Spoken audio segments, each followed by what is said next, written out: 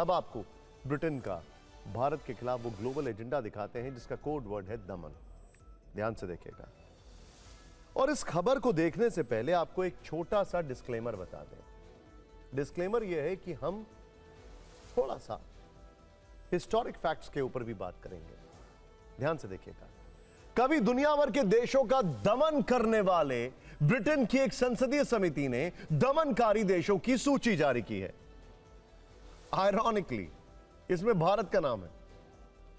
Transnational repression in the UK नाम की इस लिस्ट में 12 देश हैं। भारत के अलावा चीन, बहरीन, मिस्र, ऑस्ट्रेलिया, पाकिस्तान, ईरान, रूस, रुवांडा, तुर्की, सऊदी अरब और संयुक्त अरब अमीरात इस सूची में शामिल हैं, जिनको लेकर अंतर्राष्ट्रीय दमन के सबूत मिले हैं। और इजराइल जो कर रहा है उसका क्या होगा? खैर, रिपोर्ट में कहा गया है कि कुछ विदेशी सरकारें यूके में रहने वाले लोगों को डराने और उनकी आवाज दबाने की कोशिश कर रही हैं। कमेटी ने यूके में विदेशी सरकारों की एक्टिविटी को मानवाधिकारों के लिए खतरा बताया है और ब्रिटिश सरकार से इस पर कार्रवाई करने की मांग की है। रिपोर्ट के साथ कुछ सबूत मिलने का भी दावा किया गया है। भारत के मामले में चरमपंथी संगठन SFJ यानी सिख फॉर जस्टिस का जिक्र है। सिख फॉर जस्टिस एक खालिस्तान समर्थक संगठन है जिसे भारत ने UAPA के तहत गैर कानूनी संगठन घोषित किया है। सोचने वाली बात यह है कि जो सिख फॉर जस्टिस भारत विरोधी गतिविधियों में शामिल है, ब्रिटेन उसे अपनी रिपोर्ट में हथियार बना रहा है। ब्रिटेन में जैसे कि कनाडा में स्थिति है, एक काफी बड़ी संख्या में ऐसे संसदीय क्षेत्र हैं जहां भारत विरोधी तत्व हावी हैं, चाहे वो खालिस्तानी हों या मीरपुरी लोग हों। और ये लोग समय समय पर भारत विरोधी कार्य करते रहते हैं और इन लोगों की जो गतिविधियां हैं वो काफ़ी बड़ी संख्या में सांसदों को प्रभावित करने में कई बार सफल हो जाती हैं। तो मुझे लगता है कि इस संसदीय समिति को भी उन्होंने ही प्रभावित किया है और भारत सरकार इसका विरोध तो करेगी तो पड़ता है, क्योंकि अगर इस तरीके की रिपोर्ट आती हैं तो लोगों के अंदर एक द्वेष तो पैदा होता ही है।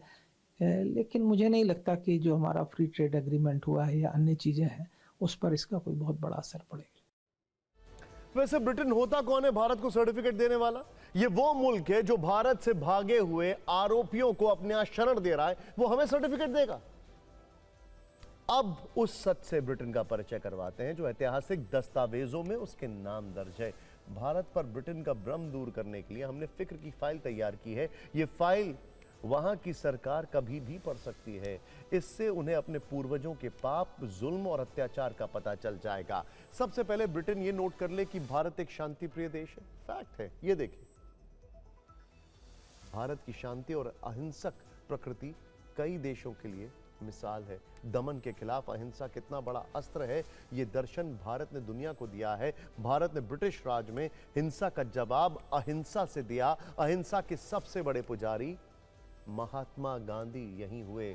उनके दर्शन को अंग्रेज शायद भूल गए, इसलिए जुल्म और अन्याय के लिए बदनाम ब्रिटेन को आज आईना दिखाना जरूरी है।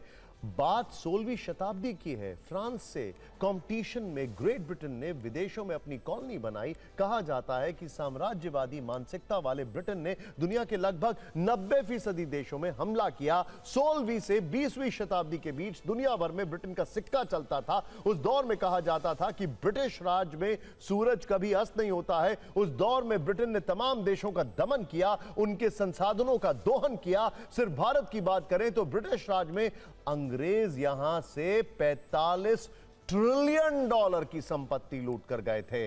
आज की तारीख में उसकी इकोनॉमी 3.84 ट्रिलियन डॉलर है, यानी कि मौजूदा इकोनॉमी से करीब 11 गुना ज्यादा रकम और संसाधन भारत से लूट के गए।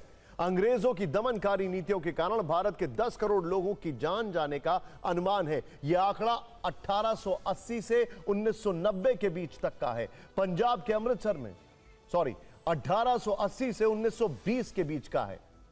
और पंजाब के अमृतसर में 13 अप्रैल 1919 का जलियांवाला बाग हत्याकांड कौन भूल सकता है। शांतिपूर्वक बाग में इकट्ठा निहत्थे लोगों को गोलियों से भून दिया गया। जल्लाद जनरल डायर के आदेश पर नरसंहार हुआ था। बुजुर्ग, युवा, महिलाएं और बच्चे सबको गोलियों से छलनी कर दिया गया था। 15 मिनट के अंदर करीब 1700 राउंड गोलियां चली थी। फायरिंग तब रुकी जब गोलियां खत्म हो गई। 500 से ज्यादा लोगों का कत्लेआम हुआ था। इस नरसंहार को लेकर खुद ब्रिटेन के राजघराने ने बरसों बाद माफी मांगी थी। अपनी महत्वाकांक्षा पूरी करने के लिए अंग्रेजों ने भारतीय सैनिकों को पहले और दूसरे विश्व युद्ध में झोंक दिया, जबकि भारत का इस जंग से कोई लेना देना नहीं था। इन युद्धों में मारे गए भारतीय सैनिकों का कोई स्पष्ट आंकड़ा उपलब्ध नहीं है। यहां तक कि दूसरे विश्व युद्ध के दौरान भारतीय सैनिकों पर केमिकल वेपन की टेस्टिंग भी की गई। दूसरे विश्व युद्ध के दौरान ब्रिटेन ने तत्कालीन प्रधानमंत्री विंस्टन चर्चिल के कारण बंगाल में 30 लाख लोगों को अकाल ने लील लिया था। यह बात साल 1943 से 1944 की है। दूसरा विश्व युद्ध चल रहा था और बंगाल में भीषण अकाल पड़ रहा था। इसके बावजूद चर्चिल ने भारतीयों के हिस्से का अनाज विश्व युद्ध में लड़ रहे अपने सैनिकों को भेज दिया, जिस कारण लाखों लोग मारे गए थे। जिस ब्रिटेन के हाथ करोड़ों लोगों के खून से सने हैं, जो ब्रिटेन मासूम लोगों की अकाल मृत्यु का कारण बना है, जिसने दुनिया में घूम घूम कर संपत्ति लूटी, वो ब्रिटेन आज किस मुंह से दमन की बात कर रहा है? अगर अपने इतिहास की फाइल पढ़ लेते तो ऐसी रिपोर्ट बनाने से पहले इनके हाथ जरूर कांपते। और इतना ही नहीं, अभी जाकर जरा ब्रिटेन के जो क्वीन और किंग है अपनी कबर्ड खोलें तो उसमें भी सिर्फ भारत से चुराए गए सामान दिखाई देंगे। खैर,